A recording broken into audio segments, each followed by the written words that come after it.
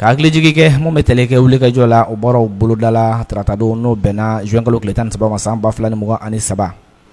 ka jira k'a fɔ baara dɔ ninnu donna segukaw fɛ yen nɔ n'o bɛ tɛlɛ kɛ sira min bɛ tɛlɛ kɛ Banankɔrɔ ani Joro ni ɲɔgɔn cɛ o goudron baaraw daminɛ ka taa se mun bɛ tɛlɛ kɛ an ka Comatex o baaraw o lakurayali ma.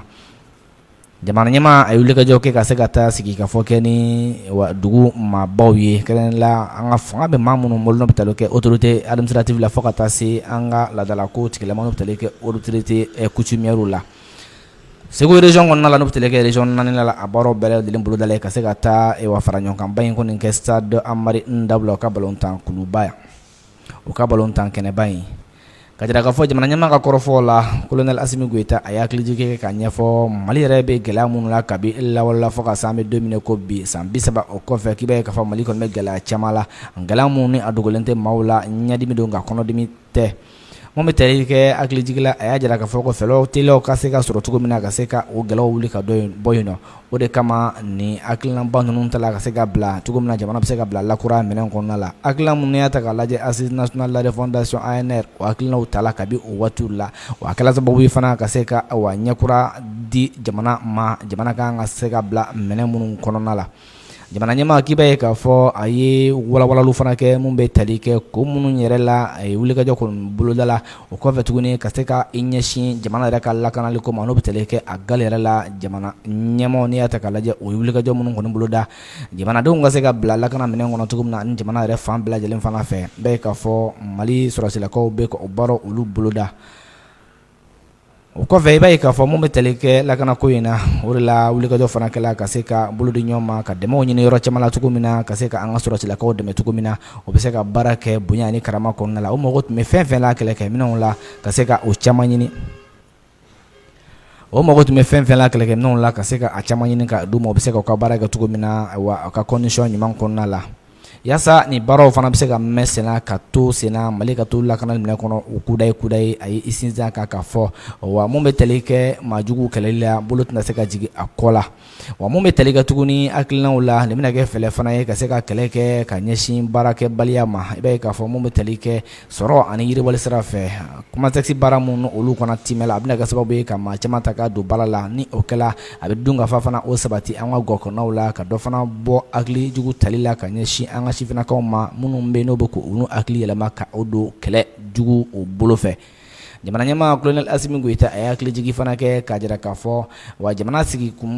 sigilen bɛ hakilina kura minnu fana kan ni ɲɛsinlen bɛ o ma a ye maaw hakili jigin o bakuruba 3 la kɛrɛnkɛrɛnnenya k'i b'a ye k'a fɔ ka se ka anw ka jamana yɛrɛ ye o bonya fo ka taa se wa jamana fana ka se ka a sago sɔrɔ a ka partenaires taliko ani a ka fɛlɛw o ko la o kɔfɛ tuguni jamana fana bɛ hakilina fɛn fɛn ta hakilina ka se ka ta wa jamanadenw ka hɛrɛ an'u ka nafa kama o ka se ka bonya cogo min na.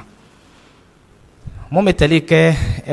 jamana ɲɛmaa la a ye wulikajɔ kɔni kɛ ka babu kɛ ni an ka jamana autorité administrative ni coutumière maaw ye o kɛla stade Amari Ndabula segukaw fɛ hakilijigi la i b'a ye k'a fɔ o yɛrɛ kɛnɛ mun kan i b'a ye k'a fɔ a ye wulikajɔ kɔni kɛ nka yanni a ka taa ye mun bɛ tali kɛ Segu wa dugu notable n'u bɛ tali kɛ a dugu maabaw la a ye sigi ka babu kɛ ni o ye o kɔfɛ k'i b'a ye fana a ye welewele mada fana kɛ ka ɲɛsin maliyɛnw bɛɛ lajɛlen ma mun bɛ tali kɛ référendum mun ni o baaraw bolodalen bɛ wa ni i y'a ta k'a lajɛ dimanche don ko a ye welewele mada kɔni kɛ maaw ka se ka bɔ cogo min na sabula jamana ka ɲɛta ani a ka kɔta a bɛ sɔrɔ o de fɛ o la maaw ka se ka bɔ ka se ka taa ta cogo min na constitution in a baaraw bɛ se ka bila a sagoya minɛn kɔnɔ a ka tɛmɛ cogo min na a ye sinsin o de fana kan ka welewele mada kɛ ka ɲɛsin bɛɛ lajɛlen ma ko Mali bɛ gɛlɛya min kɔnɔ bi ni an ma fara ɲɔgɔn kan ka kɛ kelen ye an tɛna se ka bɔ nin gɛlɛya kɔnɔ wa nin misaliya in ye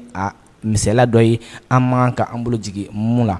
ka bɔ yen nɔ mun bɛ tɛlɛ kɛ a ka hakilinaw la tuguni a ye sinsin jumɛn kan mun bɛ tɛlɛ kɛ an bɛ don min na i ko bi tiɲɛ don Mali a bɛ ka ɲɛda kuraw ta i b'a ye k'a fɔ jamana wɛrɛw bɛ ka ɲɛsin Mali ma ka misaliya ta Mali kan bi Mali nɛgɛ bɛ o caman la sabula o jamana minnu filɛ bi Mali bɛ gɛlɛya minnu kɔnɔna la wa gɛlɛya ninnu caman bɛ ka wuli bi Mali bɛ ka dɛmɛbaw fana sɔrɔ ka tila ka ɲɛda kuraw fana ta o la k'i b'a ye k'a fɔ bɔliba min fana kɛla ka jamana ka yɛrɛ ye baaraw timɛ kabi janvier kalo tile 14 san 2022 a ye hakilijigi kɛ o la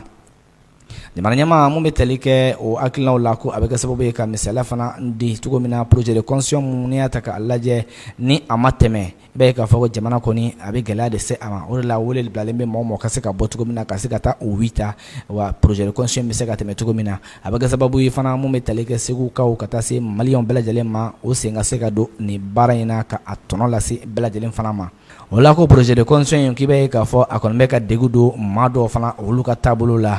mun bɛ tali kɛ fɔ ka taa se jamana wɛrɛw ma olu fana ka yecogo la nka jamanadenw sago ye mun ye ko baara kɔni a tɛ se ka taa ka o de to président colonel Asimi Goïta a ye i to o sen fɛ tuguni ni ka tila ka wa welewele mada kɛ ka ɲɛsin mun bɛ tali kɛ an ka autorité légitime traditionnelle ale ni coutumière ka welewele mada kɛ ka ɲɛsin o ma ani jamana maabaw maakɔrɔbaw bɛɛ lajɛlen ka se ka wuli cogo min na k'i sen don nin sécurité référendaire in na a bɛ kɛ sababu ye ka se ka dayɛlɛda caman kɛ anw ka jamana ye jamana ɲɛmaa ye sinsin o fana kan o la a y'a jira fana k'a fɔ a jigi dalen bɛ fana bɛɛ lajɛlen ka faamuyali ko ɲuman kan sabula jamana ka ɲɛtaa a tugulen bɛ nin constitution kura in o baaraw de la.